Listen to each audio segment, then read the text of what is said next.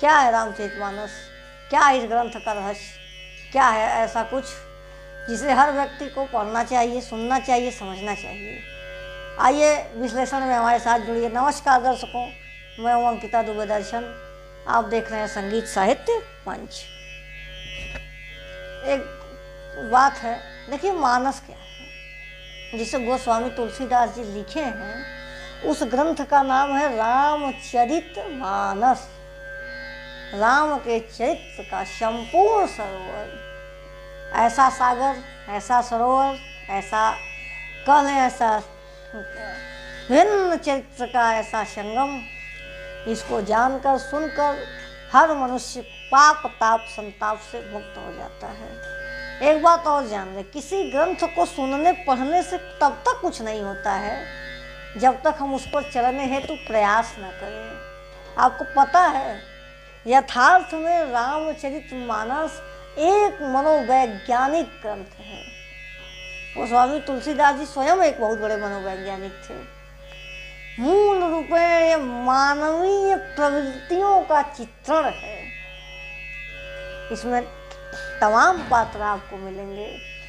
रामचरितमानस को यदि एक दार्शनिक व्यक्ति पढ़ता है, दर्शन शास्त्र की दृष्टि से इसका विवेचन करना चाहेगा, तो वह पाएगा कि राम और रावण एक सजातीय प्रवृत्ति है तो दूसरी विजातीय प्रवृत्ति है।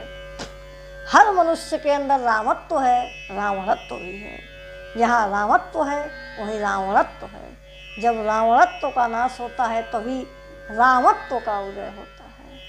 यदि इसी ग्रंथ को कोई काव्यशास्त्रीय व्यक्ति पढ़े तो वह भी इतना ये समृद्ध ग्रंथ है कि मानस पर वह अपने काव्य शास्त्र की दृष्टि से अगर देखना चाहे तो इसमें तमाम प्रकार के रस हैं। इसमें श्रृंगार रस भी है, इसमें करुण रस भी है, इसमें अद्भुत रस भी है। 9 रसों का संगम है रामचरितमानस, 9 रसों का संगम है। जब करुण रस की बात आती है तो दशरथ जी का विलाप, क्या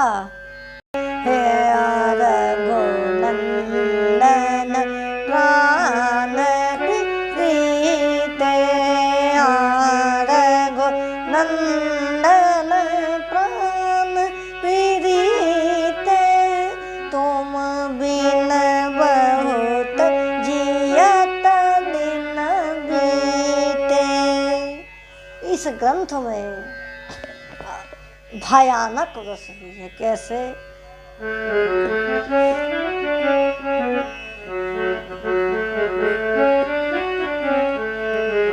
लागी अवध भयावह भारी, लागी अवध भयावह भारी, लागी अवध भयावह भारी।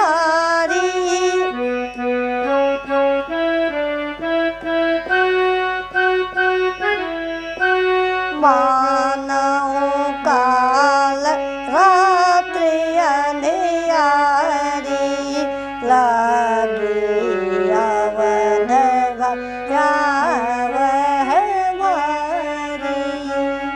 अगर आप श्रृंगार रस को टटोलने का प्रयास करेंगे तो बड़ा ही अद्भुत उदाहरण यहाँ देखने को मिलेगा। क्या?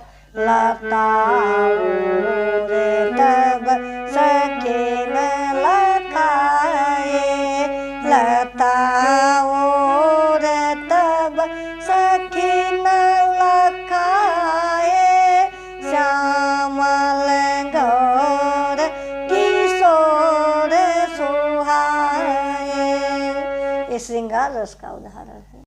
यह ग्रंथ यदि एक साधारण व्यक्ति पढ़ता है, जिसे कुछ नहीं पता है, जो कुछ नहीं जानता है, वो भी कह देता है कि हो वही जो राम रुचि राखा।